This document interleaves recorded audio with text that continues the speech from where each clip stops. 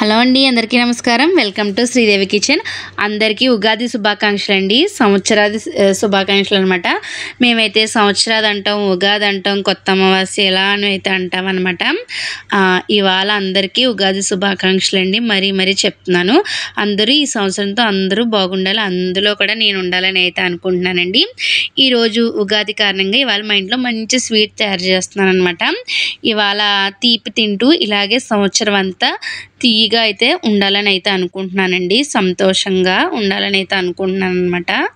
నేను ఇక్కడైతే బూందీ మోతిచూర్ లడ్డు చేస్తాను అనమాట. బూందీతో ముందుగా ఇలా జల్లించుకున్న శనగపిండిని తీసుకొని సాల్ట్ వేసి కలుపుకొని నీళ్ళు వేసుకొని కొంచెం చిక్కగా కాకుండా పలసగా కాకుండా ఈ విధంగా బాగా కలిపేసుకోవాలండి.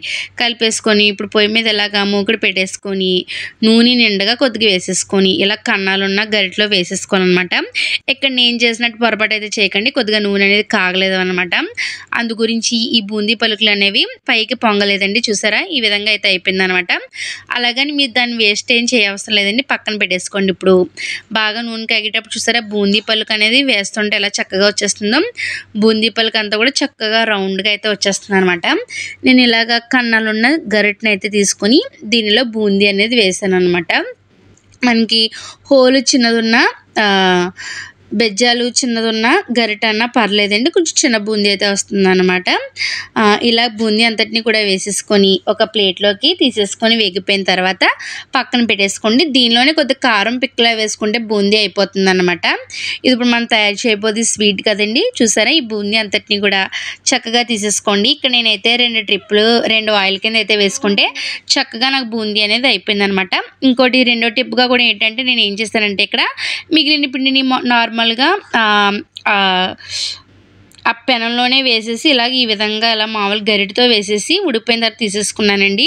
చూసారా, ఫస్ట్ గుంట వేసిన బూందీ కూడా నేను వేసేసి కొద్దిగా ఇది మిక్సీ పట్టుకున్నాను అనమాట. ఎందుకంటే చిన్న మనకి మోతిచూర్ లడ్డు అనేది చిన్నగా ఉంటుంది కదా, అందు గురించి అనమాట. ఇక్కడ నేను కొద్దిగా చిన్నగా రావడం కోసం బూందీ పలుకు అనేది ఇక్కడ ఒక్కసారి గ్రైండ్ చేసుకుంటే సరిపోతుంది అనమాట. ఈ విధంగా మిక్సీ పట్టుకుంటే ఒక్కసారి ఇలా మోతిచూర్ లడ్డుకి సరిపోతుందండి. ఈ విధంగా బూందీ అంతా కూడా చక్కగా ఇలా అయిపోయిన తర్వాత ఇప్పుడు ఒక గిన్నె పెట్టేసుకొని 1 కప్పు పందారు అయితే వేసేసుకోవాలన్నమాట.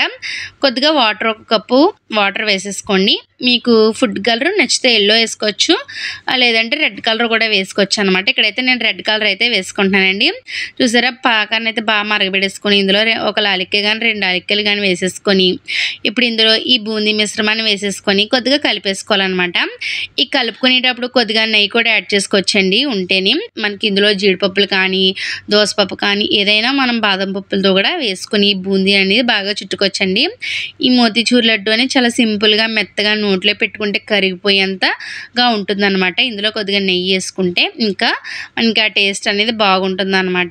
ఇప్పుడు ఇలా బాగా కలిపేసుకున్న తర్వాత ఈ బూందీ మిశ్రమాన్ని కొద్దిగా చల్లారి పెట్టేసుకొని చేతులకి కొద్దిగా నూనె రాసుకొని మనకి ఏ సైజులో కావాలితే ఆ సైజులో కొద్దిగా ఈ మోతిచూర్ లడ్డు అనేది బాగా ఉండల కింద చేసేసుకోండి. తినండి, చాలా అంటే చాలా బాగుంటుందండి.